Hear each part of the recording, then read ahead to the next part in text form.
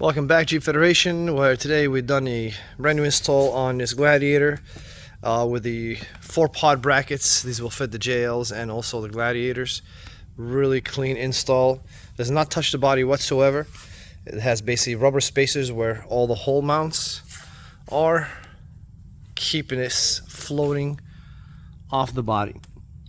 And allows you to install 2 pods on each side. We have our Gen C 24-watt pods on there right now. These pods are actually not just a white pod, they also have a completely different separate chip, which is also full RGB chasing flow style LED lights. You can have them sit on a solid color, or you can basically have them go through probably a little over 50-60 different functions.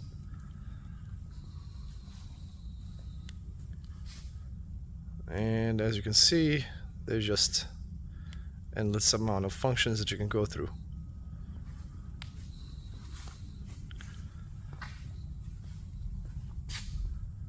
Alright, thanks for watching. Hello guys, welcome back to Jeep Federation. I'm going to do a quick tutorial on how I wired up the RGB pods to my WR02 here. So this is by Gen C, and it's a model WR02.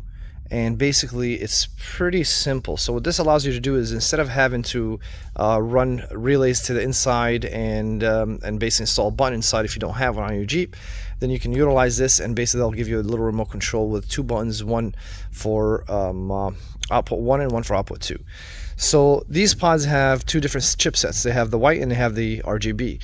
The white basically comes off the controller with the black and red wires, and what I did is I tied all 4 black and reds together and I put them on the output here, which is the yellow and brown. Yellow is for the power, brown is for the ground, and that way you can control the white just by pressing button A. Now, to control the RGB function, what I did is off of the RGB controller, which also has a power and ground, I grounded the ground to the battery, or you can actually ground it to the green here for output 2, and then the power itself I grounded to the blue. I powered to the blue, which is the wire that essentially controls output number 2. So for simplicity, let me zoom in here. You have red and black on this, which essentially provides power and ground to the actual module, which provides power to everything else. Then you have 2 different outputs, 1 and 2, with the yellow and brown being for the first output, and then blue and green for the second output. And what you do is you tie basically all the white power and grounds on the pods to the first output, and then you power the RGB controller on the second one. And what that does is allows me just to, because I don't have any extra buttons on this Jeep, is to just essentially turn on the pods with the press of A and turn them off with the press of A, and turn on the RGB function with the press of B and also turn them off.